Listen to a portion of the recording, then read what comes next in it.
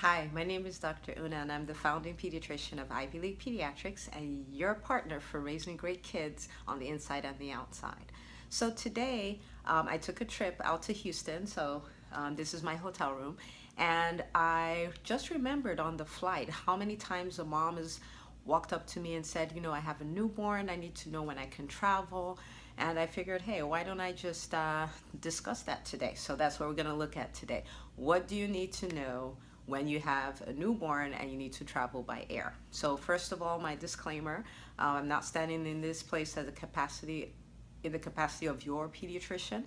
This video is purely for informational purposes. So at the end of the day, you want to make this decision with your pediatrician. So we're talking about newborns, so that's a month and under. There used to be recommendations back in the day, they have to be a few weeks and all that stuff by the airlines, but that has since changed. So as long as the baby is older than 2 days old, technically the baby can fly.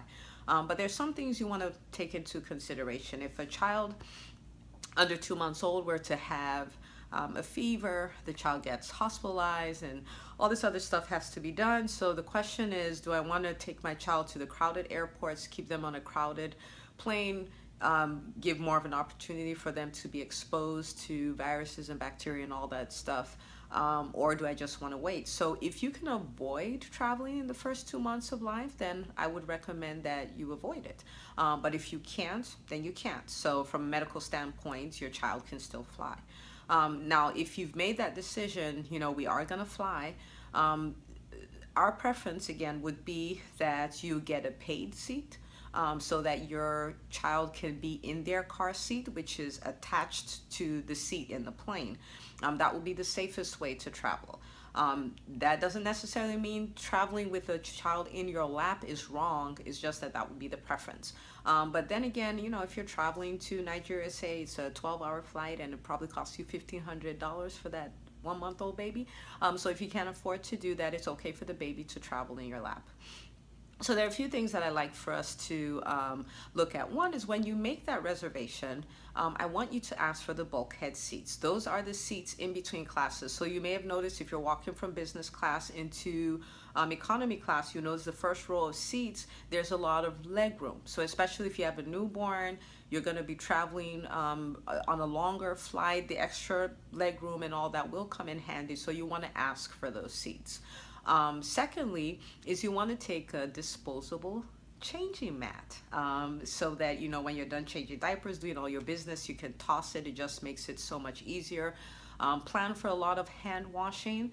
Take your hand sanitizer with you. You want to do everything you can to protect your kid from germs. Somebody offers to help you carry the baby for a little bit. You're like, here you go, squirt, squirt. You rub that in first, and I'll let you hold the baby. So you want to have your hand sanitizer with you.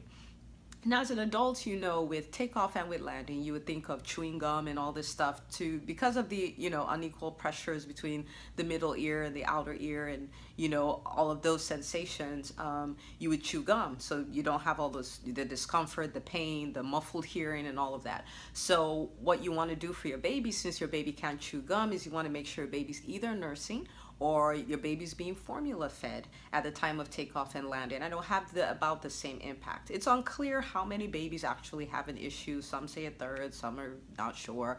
But doing that will help with those kind of sounds. Now, from the mommy part of me, I will tell you this. Your baby may sleep through the entire flight, or your baby may cry a lot of the flight.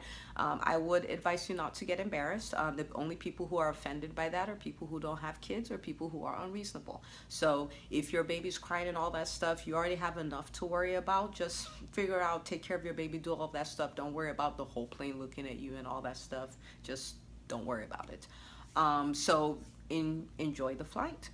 With your newborn. So that's basically it. If you can avoid it in the first 2 months, avoid. If you can't, then fly.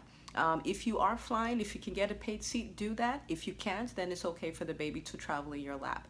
And make sure you have your supplies with you, your disposable changing mat, Make sure you have that.